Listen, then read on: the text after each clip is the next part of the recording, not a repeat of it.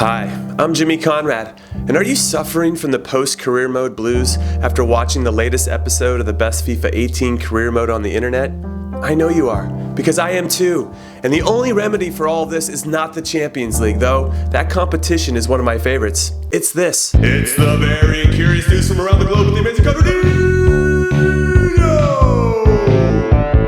Very curious news item number 1. What happened yesterday in the Champions League? Well, I'll tell you, and as quickly as I can. You guys ready for this? Real Madrid drew 1-1 at home with Tottenham, and what I learned was Spurs' Hugo Lloris is an excellent goalkeeper when he's up for it. Then Liverpool went to Maribor and beat them 7-0, proving that Maribor is not very good. I mean, even they should score against Liverpool's back line. And then Manchester City used 2 early goals to beat Napoli 2-1, and I honestly thought there would be more goals in this one. Also, Kevin De Bruyne is playing at the top of his game right now. He is so good. And then in Monaco, Falcao scored again, El Tigre, but Besiktas got the win, which puts Monaco on bottom of the group after 3 games. And Shakhtar Donetsk went to Feyenoord and got 3 massive points behind a brace from their number 10 Bernard. And wasn't he really good like 4 years ago? And then Sevilla got smoked by Spartak Moscow 5-1, which caps a pretty crappy week for Sevilla, who also lost Athletic Bilbao Baggins over the weekend too. And then RB Leipzig looked very impressive, especially on the counterattack, and their 3-2 win over Porto. And then finally Apple, held the not as in form as they once were before the international break. Borussia Dortmund a 1-1 draw, and there you guys go. You're welcome. Very curious news item number 2.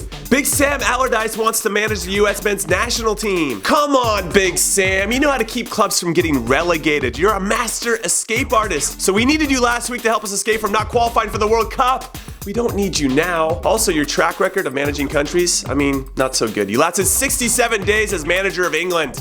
Next, very curious news item number 3. The World Cup qualifying playoff draw for Europe has happened. And Northern Ireland take on Switzerland, which is unfortunate for both of these countries because they were both extremely solid throughout qualifying, but they had to share a group with the reigning World Cup champions, Germany, and Euro champions, Portugal. And now one of them is going to have to watch the tournament from their couch just like the rest of us. And that sucks. And then Croatia take on Greece, which Croatia has to think they can win, though you can never sleep on the Greeks, who always seem to have an incredible sense of self-belief, which is an attitude that I believe should play well for them in this matchup. Since Croatia is favored, they have to be favored, so they'll seem like they have more to lose while Greece has everything to gain. And this one can be tricky. And then Denmark take on Ireland, which, let's be honest, is going to be determined by one thing and one thing only: the mood of Niklas Bentner. If he's included in the squad and feeling good, then Ireland have no chance. And finally, it's Sweden versus Italy, and as much as the current Italian team doesn't really inspire me all that much, over 2 legs, without Sweden having a magical difference maker in their team like Zlatan anymore,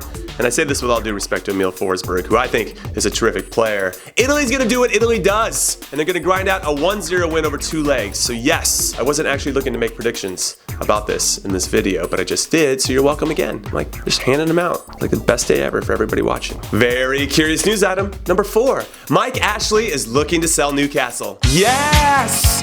Finally, after 10 years of this guy never really seeming like his heart was completely into the club, he comes out of nowhere and says he wants out as owner, and he wants out by Christmas, which if that happens would be the best Christmas present I've received in many years. However, I find it interesting that he urgently wants out by the end of December. Now, is that because manager Rafa Benitez is pressuring him to spend big in the next transfer window in January, or he walks and Mike Ashley doesn't want to deal with the fallout of what would happen if Rafa did leave? I think that's what's happening. So put that in your pipe and smoke it. I just want you, it's making me, I want you to think. Like, put it in your pipe. You know, you have to think while you're smoking your pipe. So I want you to think about that conspiracy theory. Very curious news item number 5. The hardest working team in America could be moving. That's right, the owner of the Columbus Crew is holding the city and its fans hostage after announcing that if the city doesn't help him get a new stadium downtown, he's gonna move the team to Austin, Texas, because apparently nothing inspires your players more going into the playoffs, which is going to happen next week, than uncertainty. So way to sabotage the rest of your season, Anthony Precourt. As for this decision overall, it would be sad to not only see one of the founding members of MLS relocate, but also to see the first soccer-specific stadium in this country not be used anymore. I won MLS Cup in Crew Stadium.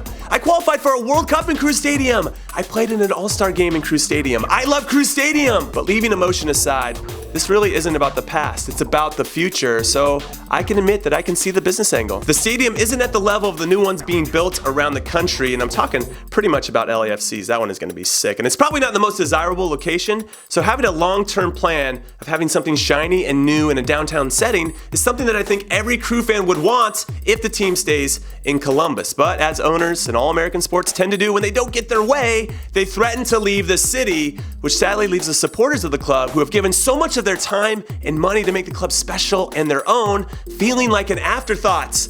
And feeling like an afterthought only leads to resentment. And resentment leads to supporters not wanting to be supporters anymore, and that must be a really shitty feeling for Crew fans right now. So this is a huge risk for Mr. Precourt to take because there is no in between. Either he's gonna win back the hearts of the Crew supporters if he can get a stadium downtown, he can play the "I'm sorry that it had to be this way, but this is what I had to do to make things happen for a better future for the club that I love" card, or he's gonna earn their eternal hate if he leaves. And why does this feel like a lose-lose situation for everyone involved? I don't think this is good. Anyway, that is it. That is all I got, except for this. I will be hosting a live stream today with #Mike at 2 p.m. California time, which means that right after you're done watching this video, come watch us on Mike's Twitch channel, because we're giving away a PS4 Pro, a ton of games, and it's just gonna be awesome overall, because look at this face. So do it now.